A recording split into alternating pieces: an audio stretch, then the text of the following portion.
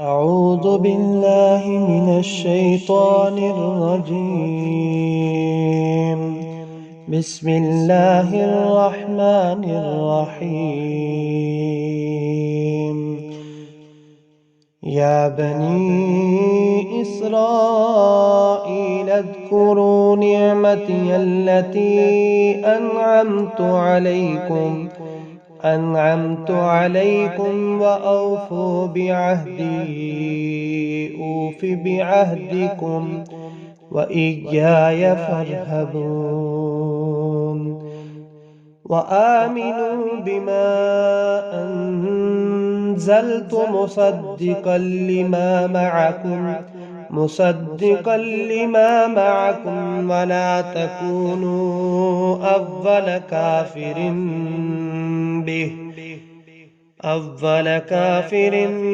به ولا تشتروا بآياتي ثمنا قليلا وإياي فاتقون.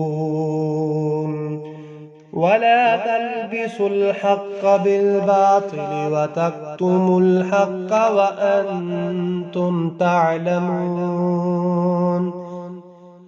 وأقيموا الصلاة وآتوا الزكاة واركعوا مع الراكعين. أتأمرون الناس بالبر وتنسون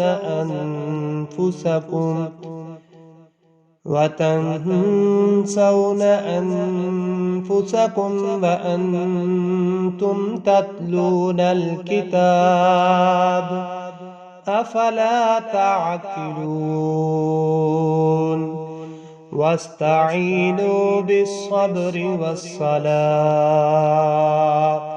وإنها لكبيرة إلا على الخاشعين الذين يظنون أنهم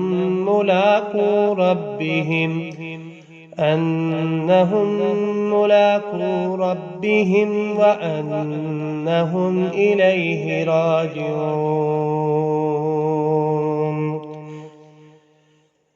يا بني إسرائيل اذكروا نعمتي التي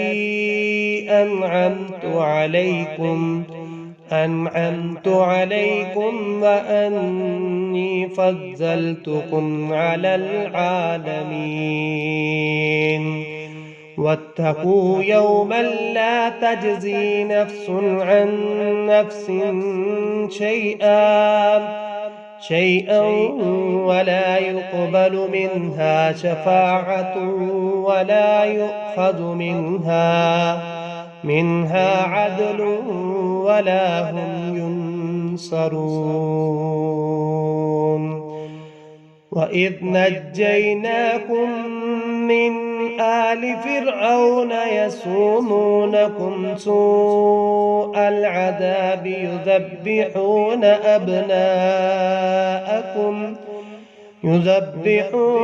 أبناءكم ويستحيون نساءكم وفي ذلكم بلاء من ربكم عظيم. وإذ فرقنا بكم البحر فأنجيناكم وأغرقنا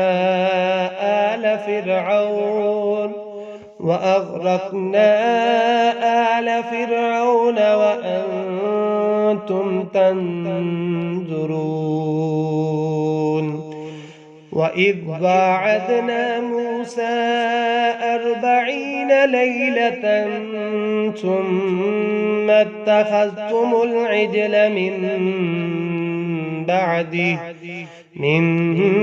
بعده وأنتم ظالمون. ثم عفونا عنكم من بعد ذلك لعلكم تشكرون. وإذ آتينا موسى الكتاب والفرقان لعلكم تهتدون وإذ قال موسى لقومه يا قوم إنكم ظلمتم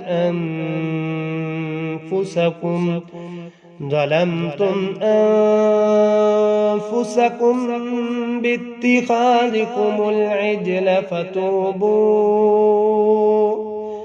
فتوبوا إلى بارئكم فاقتلوا أنفسكم ذلكم خير لكم عند بارئكم فتاب عليكم إنه هو التواب الرحيم وإذ قلتم يا موسى لن نؤمن لك حتى نرى الله جهرة فأخذتكم الصاعقة وأنتم تنظرون ثم بعثناكم من بعد موتكم لعلكم تشكرون وظللنا عليكم الغمام وأنزلنا عليكم المن والسلوى كلوا من طيبات ما رزقناكم وما ظلمونا ولكن كانوا أنفسهم يظلمون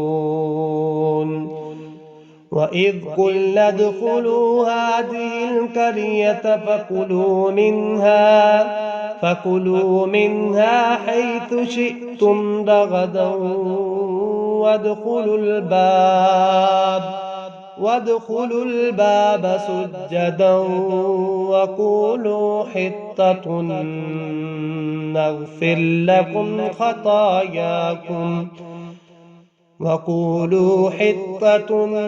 نغفر لكم خطاياكم وسنزيد المحسنين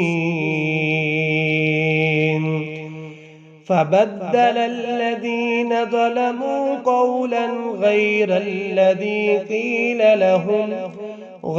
الذي قيل لهم فأنزلنا على الذين ظلموا رجزا من السماء بما كانوا يفسقون.